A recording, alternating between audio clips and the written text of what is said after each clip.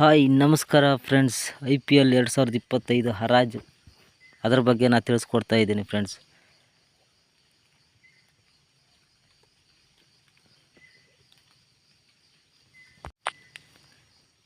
ಶ್ರೇಯ Kannada YouTube ಚಾನಲ್ಗೆ ತಮಗೆಲ್ಲರಿಗೂ ಸ್ವಾಗತ. ಈ ಸಾರಿ IPL 2025 ಹರಾಜಿನಲ್ಲಿ ಈ 3 ಜನ ಅಂತೂ ಹರಾಜಿಗೇನಾದ್ರು ಬಂದರೆ ಕೋಟಿನೇ ಬೆಲೆ ಬಾಳುವಂಥ ಸಾಧ್ಯತೆ ಗ್ಯಾರಂಟಿ ಇದೆ. ಭಾರಿ ಬೇಡಿಕೆ ಅಂತೂ ಖಂಡಿತ ಇದೆ. ಅವ್ರು ಯಾರಂತ ನಾನು ಹೇಳ್ಕೊಡ್ತಾ ಇದ್ದೀನಿ. ಇಂಡಿಯನ್ ಪ್ರೀಮಿಯರ್ ಲೀಗ್ 2025 ಸಿದ್ಧತೆ ಅಂತೂ ಈಗಾಗಲೇ ನಡೆಸ್ತಾನೆ ಇದ್ದಾರೆ ಫ್ರೆಂಡ್ಸ್. ಅದರಲ್ಲಿ ಯಾರ್ಯಾರನ್ನ ಉಳಿಸ್ಕೋಬೇಕು, ತಂಡದಿಂದ ಯಾರ್ಯಾರನ್ನ ಬಿಡಬೇಕು ಅಂತ ತಂಡದ ಮಾಲೀಕರಿಗೆ ಭಾರಿ ತಲೆನೋವಂತೂ ಆಗ್ತಾಯಿದೆ. ಹೋದ ವರ್ಷಕ್ಕಿಂತ ಈ ಬಾರಿ IPL ತುಂಬ ಕುತೂಹಲಕಾರಿಯಾಗಿರುತ್ತೆ ಅಂತ ನಾನಂತೂ ನಂಬಿರ್ತೀನಿ. IPL ಮೆಗಾ ಹರಾಜು ಈ ವರ್ಷ ಕೊನೆಯಲ್ಲಿ ಅಂದರೆ ಡಿಸೆಂಬರ್ ತಿಂಗಳಲ್ಲಿ ನಡೆಯುತ್ತೆ. ಅದೆಲ್ಲರಿಗೂ ಗೊತ್ತಾಯಿದೆ. IPL ಮೆಗಾ ಹರಾಜು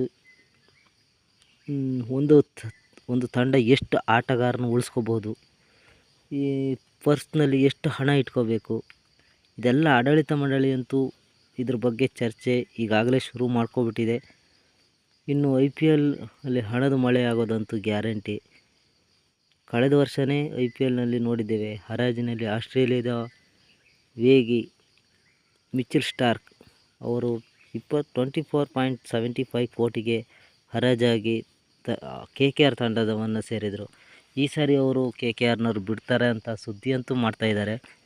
ಅವ್ರು ಬಿಟ್ಟರೆ ಯಾರು ತಗೊಳ್ತಾರೋ ಗೊತ್ತೇ ಇಲ್ಲ. ಇನ್ನು ಅದೇ ಥರದ ಆಟಗಾರರು ಈ ಸಲ 3 ಜನ ಖಂಡಿತ ಅವರು ಹರಾಜಿಗೆ ಬಂದೇ ಬರ್ತಾರೆ ಅನ್ನೋದು ಎಲ್ಲ ಅಭಿಮಾನಿಗಳ ಖುಷಿಯ ವಿಚಾರ. ಅವ್ರು ಯಾರಂತ ಹೇಳ್ಕೊಡ್ತೀನಿ. KKR ತಂಡಕ್ಕೆ ಹೋಗಿ ಇತಿಹಾಸನೇ ಸೃಷ್ಟಿ ಮಾಡಿದಂಥ ಸ್ಟಾರ್ಕ್ ಅಂದರೆ ಅವರು ಯಾವ ವರ್ಷವೂ ದಾಖಲೆನೇ ಆಗಿಲ್ಲ ಅಷ್ಟು ಕೋಟಿಗೆ ಬೆಲೆ ಬಾಳಿದ್ದು. ಅವರು ಸ್ಟಾರ್ಕ್ ಅವ್ರನ್ನ ಮೀರಿಸುವಂಥ 3 ಆಟಗಾರರಿದ್ದಾರೆ.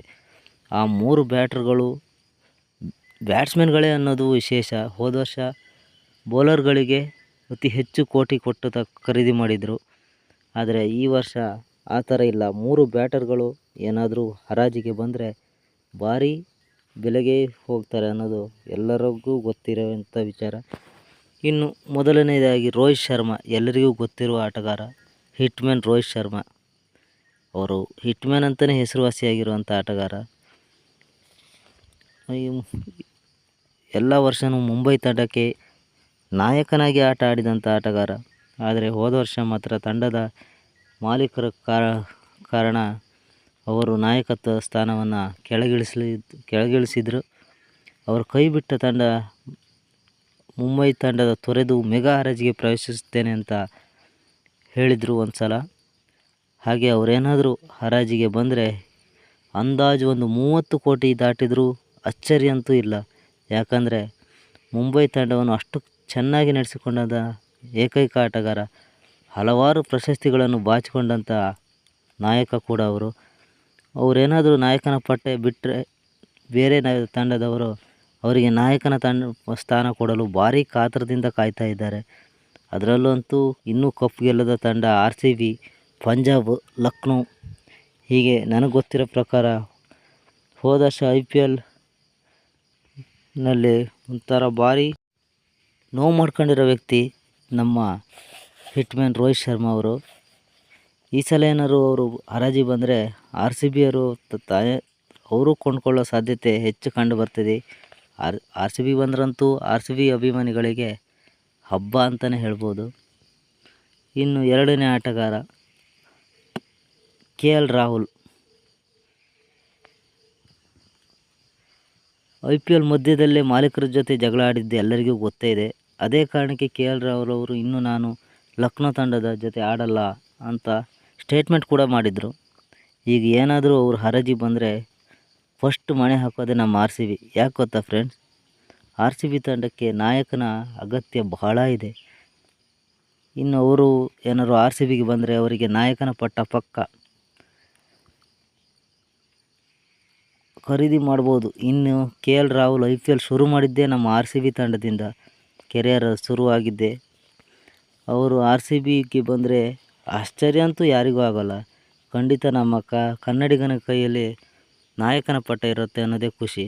ಇನ್ನು ಮೂರನೇ ಆಟಗಾರ ಯಾರು ಅಂದರೆ ಮತ್ತಾರೂ ಅಲ್ಲ, ಆರ್ ಸಿ ಬಿ ತಂಡದ ಹೋದ ವರ್ಷ ಆಡಿದಂಥ ಆರ್ ಸಿ ಬಿಗೆ ಪಾದಾರ್ಪಣೆ ಮಾಡಿದಂತಹ ವಿಲ್ ಜಾಕ್ಸ್ ಅವರು ಏನಾದರೂ ನಮ್ಮ ಆರ್ ಸಿ ಬಿ ರಿಟೈನ್ ಮಾಡಿಕೊಳ್ಳಿಲ್ಲ ಅಂದರೆ ಅವರು ಮತ್ತೆ ಆರ್ ಸಿ ಬಿಗೆ ಸಿಗೋದು ಚಾನ್ಸೇ ಇಲ್ಲ. ಯಾಕಂದರೆ ಹೋದ ವರ್ಷ ಅವ್ರು ಹೊಡೆದಂಥ ಶತಕ ಎಲ್ಲರೂ ಇನ್ನೂ ಕಣ್ಣಲ್ಲೇ ಇದೆ. ಆ ಥರಂಥ ಬ್ಯಾಟ್ಸ್ಮನ್ ಅವರು ರಿಟೈನ್ ಮಾಡ್ಕೊಳ್ಳಿ ಅಂತ ಅಭಿಮಾನಿಗಳು ಕಾಯ್ತಾ ಇದ್ದಾರೆ. ಏನಾದರೂ ರಿಟೈನ್ ಮಾಡ್ಕೊಂಡಿಲ್ಲ ಅಂದರೆ ಅವ್ರ ಹೆಸರು ಚರಿತ್ರೆನೇ ಆಗೋಗುತ್ತೆ. ಅವರು ಸೆಂಚುರಿ ಅಂತೂ ಯಾರೂ ಇನ್ನೂ ಮರೆತಿಲ್ಲ. ರಶೀದ್ ಖಾನ್ ಅಂತ ಮಿಸ್ಟ್ರಿ ಸ್ಪಿನ್ನರ್ಗೆ ಬೇರುಳಿಸಿದ ಆಟಗಾರ ಈ ಬಾರಿ ಆರ್ ಸಿ ಬಿ ಅವರು ರಿಟೈನ್ ಮಾಡ್ಕೊಳ್ಳಿಲ್ಲ ಅಂದರೆ ಆರ್ ಸಿ ಬಿ ಅಭಿಮಾನಿಗಳು ತುಂಬ ಬೇಜಾರು ಮಾಡ್ಕೊಳ್ತಾರೆ. ಯಾಕಂದರೆ ಹಲವು ತಂಡಗಳು ಅವ್ರಿಗೆ ಮಣೆ ಹಾಕಲು ಕಾಯ್ತಾ ಇದೆ. ಆರ್ ಸಿ ಬಿ ರಿಟೈನ್ ಮಾಡ್ಕೊಳ್ಳಿ ಅನ್ನೋದು ನನ್ನ ಅಭಿಪ್ರಾಯ ಹಾಗೂ ಆರ್ ಸಿ ಬಿ ಅಭಿಮಾನಿಗಳ ಹಾರೈಕೆ. ನೀವೇನು ಹೇಳ್ತೀರಾ ಫ್ರೆಂಡ್ಸ್? ಇದು ಇಷ್ಟ ಆಗಿದ್ದರೆ ಕಮೆಂಟ್ಸ್ ಬಾಕ್ಸ್ನಲ್ಲಿ ನಿಮಗೆ ಯಾವ ಪ್ಲೇಯರ್ ಇಷ್ಟ, ಯಾವ ತಂಡ ಇಷ್ಟ ಅಂತ ಕಮೆಂಟ್ಸ್ ಮಾಡಿ ಫ್ರೆಂಡ್ಸ್. ಹಾಗೆ ನನ್ನ ಚಾನಲ್ನ ಸಬ್ಸ್ಕ್ರೈಬ್ ಮಾಡ್ಕೊಳ್ಳಿ. ಶ್ರೇಯ ಕನ್ನಡ ಯೂಟ್ಯೂಬ್ ಚಾನಲ್ಗೆ ಸಬ್ಸ್ಕ್ರೈಬ್ ಆಗಿ, ಲೈಕ್ ಮಾಡಿ, ಶೇರ್ ಮಾಡಿ, ಹಾಗೆ ಕಮೆಂಟ್ಸ್ ಕೂಡ ಮಾಡಿ ಹೇಳ್ತಾ ಇದನ್ನು ಮುಗಿಸ್ತಾ ಇದ್ದೀನಿ.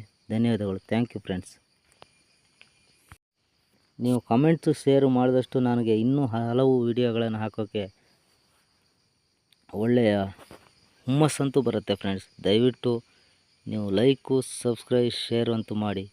Thank you. ಧನ್ಯವಾದಗಳು ಫ್ರೆಂಡ್ಸ್, ಆಲ್ ಆಫ್ ಯು.